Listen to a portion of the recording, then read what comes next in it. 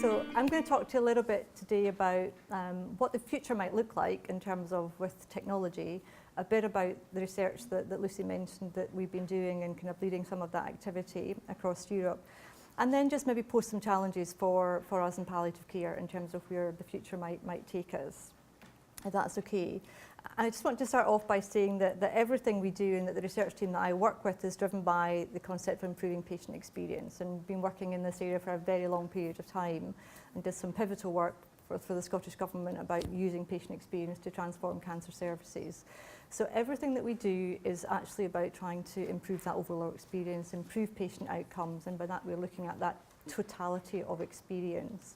So physical, psychological, social, the social context within which people find themselves, so that includes their families. And when we start taking forward research ideas, we work with patients and their families to help us generate those ideas, help us write proposals, and help us all the way through the processes of the research. So that's just the caveat of where I'm coming from in terms of the research development that we'll talk about. This lady, of course, in this institution needs no introduction. And I guess I was thinking through when I was asked to come here, and thank you, Lucy, for the invitation, was to think, well, how do you come to an organisation like this and think about somebody who was as inspirational as Cicely Saunders and the legacy that she's left in terms of the transformation, not just of palliative care, but in lots of areas of healthcare, particularly. And I was thinking, I wonder what she would have thought of the future, really, in terms of the nurse spots that are now evident in parts of Europe, in parts of Japan, in parts of the UK. One of the newest hospitals in Scotland in Forth Valley is completely computerised. So everything from laundry to food to everything, the whole bottom floor of that hospital is a huge computer suite, and everything is done remotely. So things moved about in terms of food trolleys. There's no humans involved at all. So things are moving. There are nurse bots in practice. If you Google nurse bot, you'll get some very strange pictures. But the reality is there that these things exist, and they're there to help us. They're not there to hinder us. And I want to talk a little bit today about the opportunities that exist by embracing technology as opposed to actually thinking it's something we should be avoiding.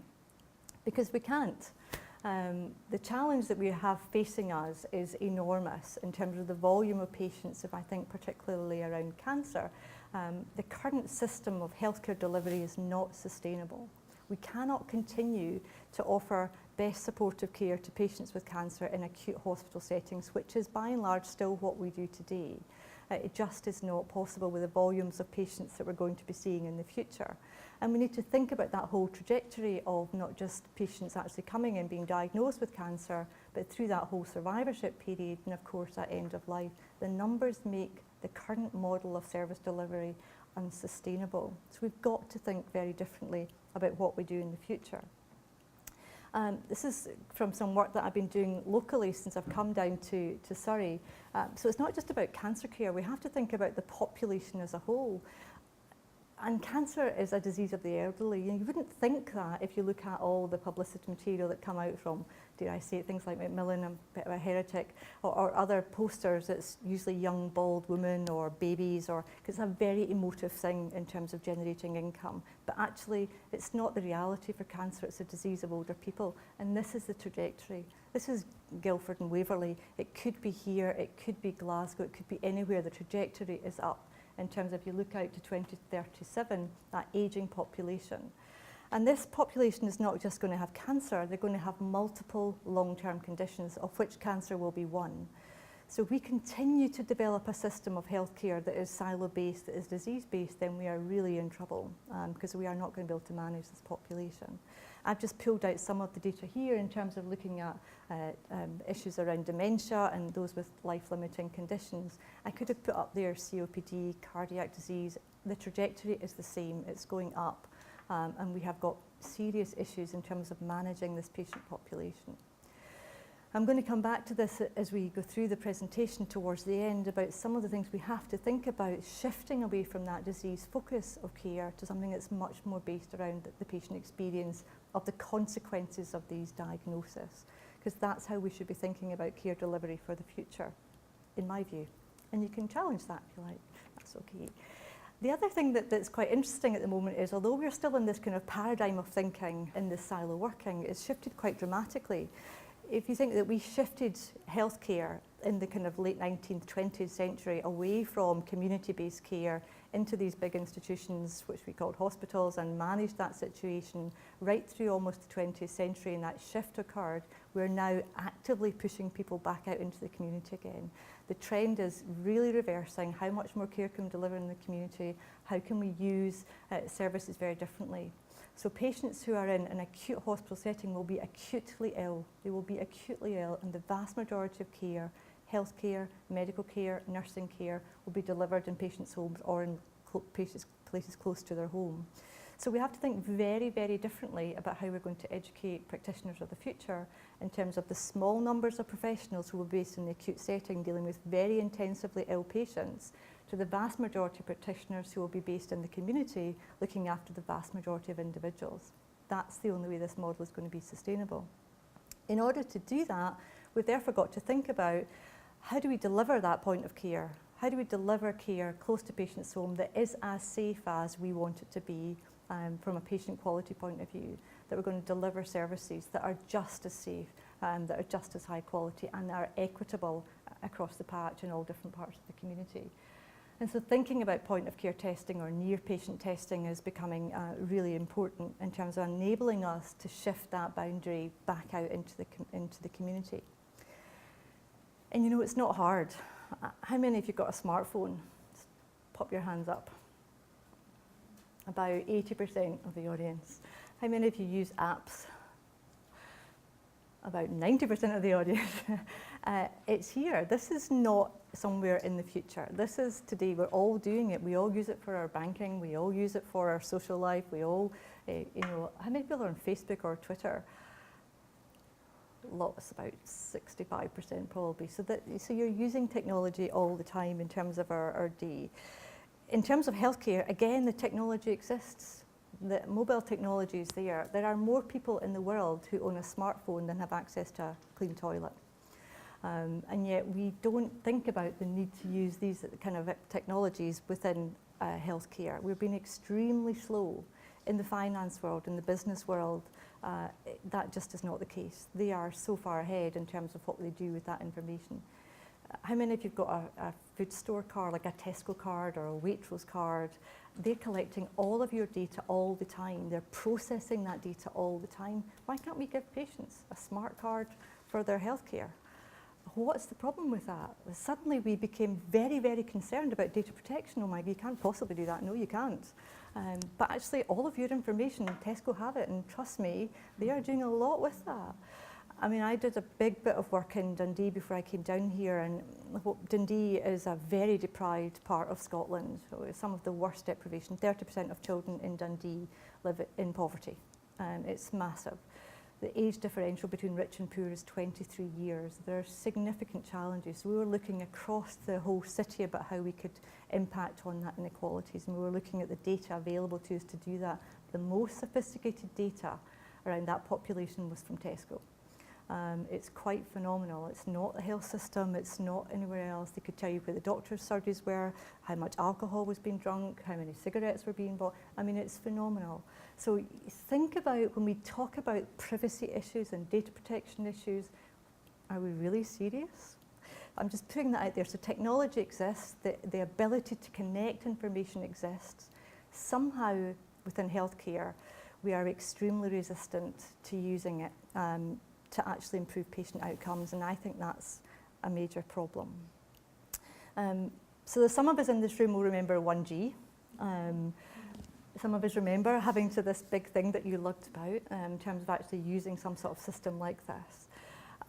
One of the reasons that I was attracted to Surrey was the potential for 5G. So Surrey has now got very, very substantial funding, kind of tens of millions of pounds of funding from the government and from major industrial partners to develop a 5G innovation centre.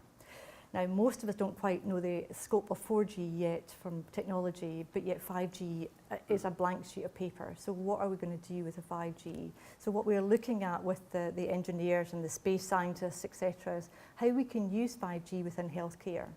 So I'm going to be leading the establishment across the university of an e-health research centre that links into the potential of 5G.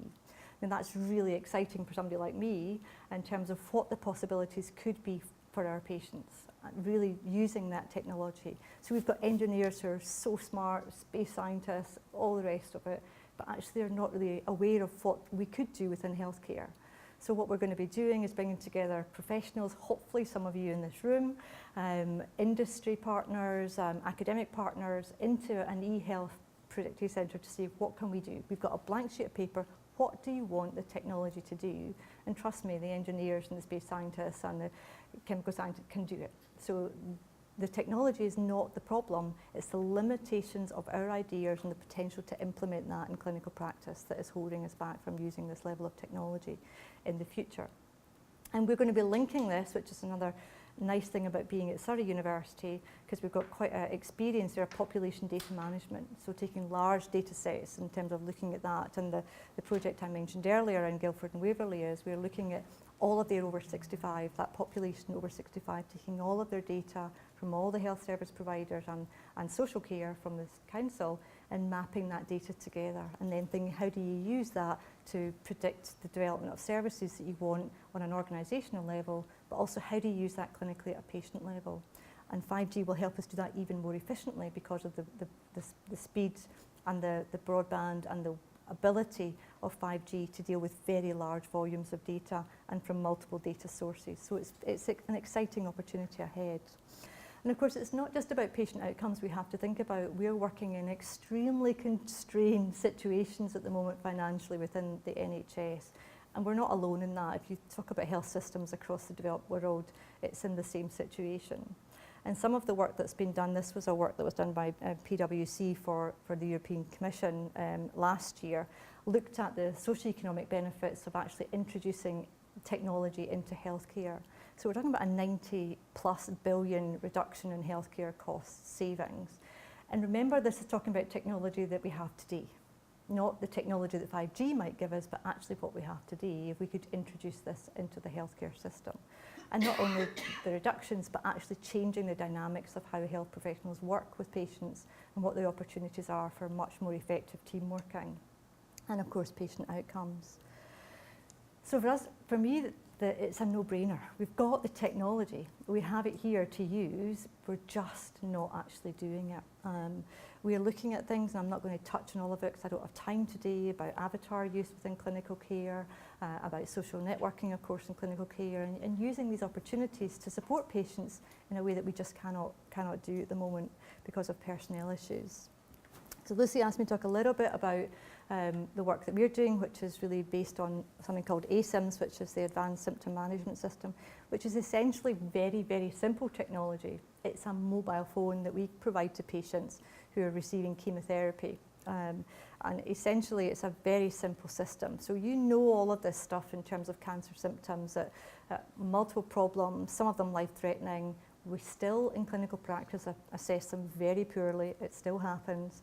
And despite what clinicians will tell you, we still get treatment delays, we still get dose reductions because of poor symptom control. And of course, that impacts on survival. So we've been working in this field for quite some time, and we're now looking at how you use e-patient reported outcomes to actually try and improve that over that process of time. So we did our first trial with ASIMS in 2003. So it's important to remember that this isn't something that happens overnight in terms of developing this kind of process of care. And we did that first trial with £30,000. And that seems like a very long time ago, actually, and sometimes it doesn't seem that long ago. But in terms of moving from that paper-based system, which we still give patients in terms of filling in their information, to things that are much more electronic, that we can get in real time, that we can respond to patients in real time. And essentially, it's a very, very simple system and actually facilitates much more patient-centred care.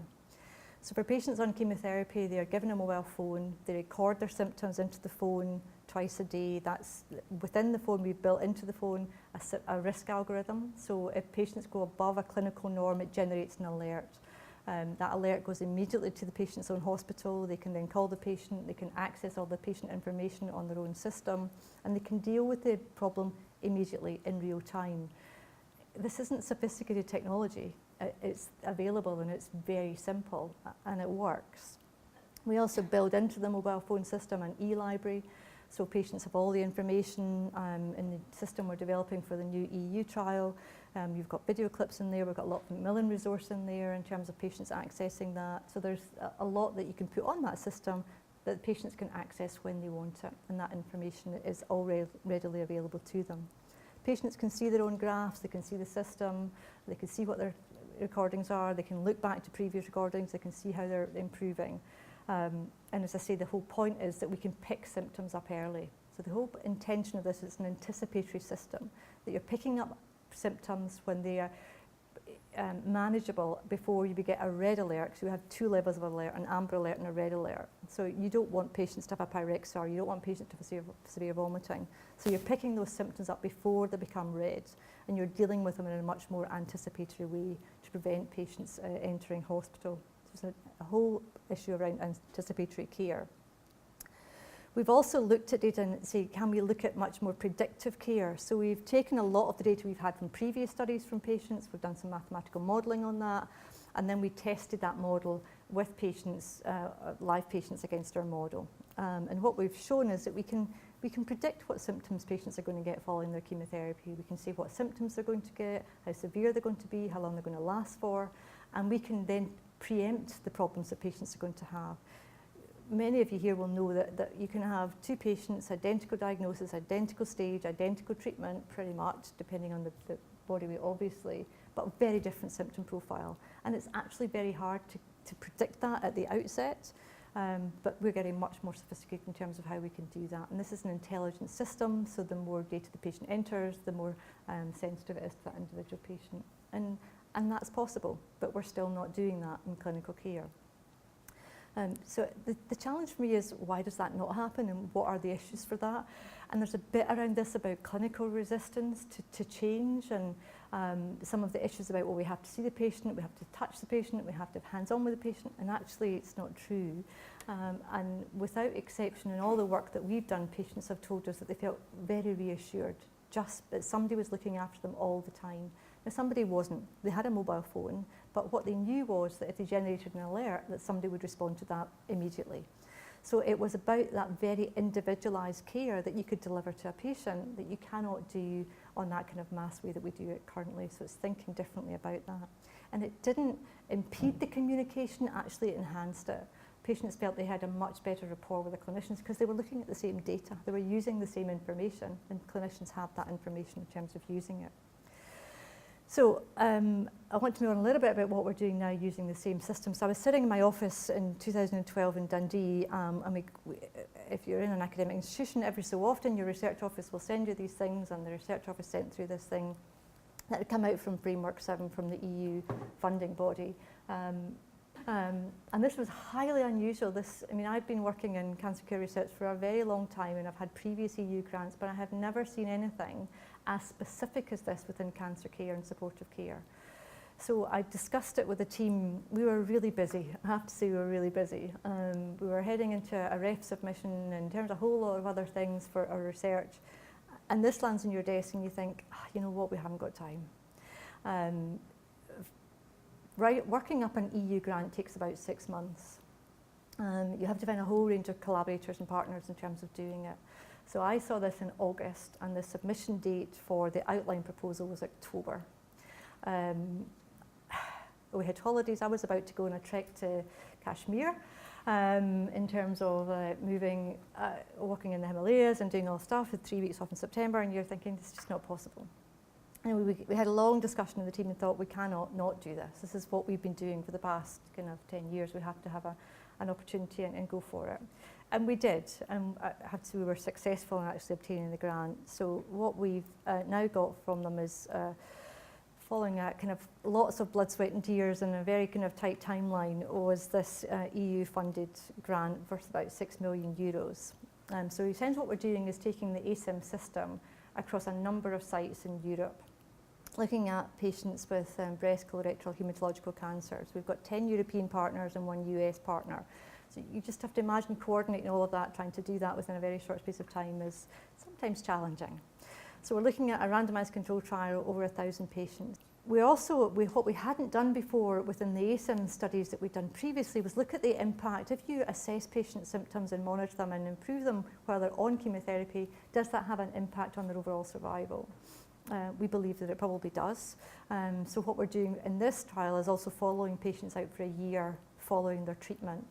And what we're already discussing is actually looking for further funding to follow patients up for 5 years post-treatment to see what impact it has on survival overall. We're also going to develop the predictive risk work that we've done. So we've done that work within breast cancer. So we're going to develop the models in colorectal cancer and hematological cancers. And we're looking at linking into that a number of cytokines, and probably in working with Chris Miaskowski, who's our US partner at University of California, San Francisco, to take forward some of this work. So that bit of it is really exciting in terms of moving that forward. Essentially, it's the same system that I've just described. It's about using electronic patient-reported outcome measures, and we've developed something called CTAC, which is Chemotherapy Toxicity Assessment Questionnaire, linking that to predictive risk model and using the very same system to really have personalised anticipatory care across Europe.